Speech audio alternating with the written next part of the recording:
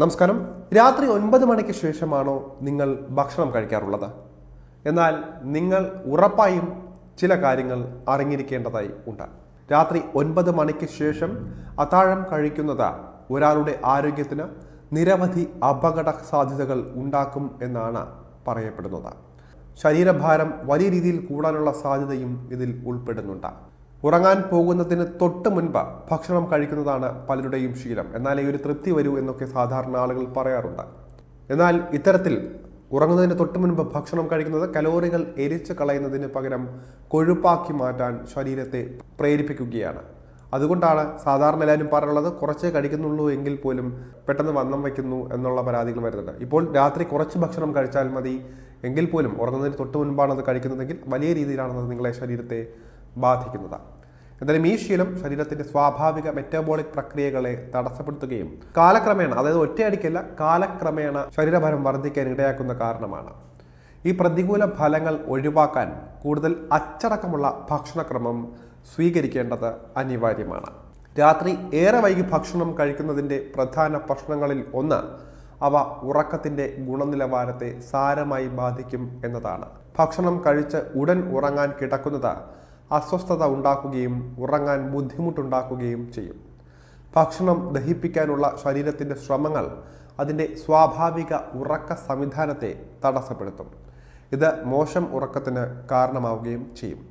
കൂടാതെ രാത്രി വൈകി ഭക്ഷണം കഴിക്കുന്നത് ദഹന പ്രശ്നങ്ങൾക്കും ഗ്യാസ്ട്രിക് പ്രശ്നങ്ങൾക്കും വലിയ രീതിയിൽ കാരണമാകാറുണ്ട്. വയറുവേദന, ദഹനക്കേട് എന്നിവ ഇതിൽ ഉൾപ്പെടുന്നുണ്ട്. കാലക്രമേണ ഈ ഒരു പാറ്റേൺ ആസിഡ് റിഫ്ലക്സ്, ആമാശയത്തിലെ അൾസർ, മലബന്ധം തുടങ്ങിയ ഗുരുതരമായ അവസ്ഥകൾ വർദ്ധിപ്പിക്കുന്നതാണ്. ഇത് ഒരാളുടെ ദഹന ആരോഗ്യത്തെയും മൊത്തത്തിലുള്ള ക്ഷേമത്തെയും പ്രതികൂലമായി ബാധിക്കുന്ന ഘടകമാണ്. രാത്രി 9 മണിക്ക് ശേഷം അത്താഴം കഴിക്കുന്നതുമായി ബന്ധപ്പെട്ട മറ്റൊരു ആരോഗ്യ അപകടമാണ് ഉയർന്ന രക്തസമ്മർദ്ദം ഉണ്ടാകാനുള്ള സാധ്യത.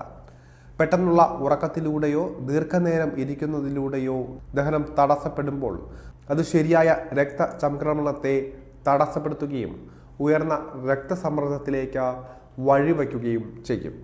അത്താഴം വൈകി കഴിക്കുന്ന ശീലം പലപ്പോഴും തിരക്കേറിയ ഷെഡ്യൂളുകൾ അല്ലെങ്കിൽ വൈകി ജോലി സമയം എന്നിങ്ങനെയുള്ള വിവിധ ഘടകങ്ങൾ മൂലമാണ്.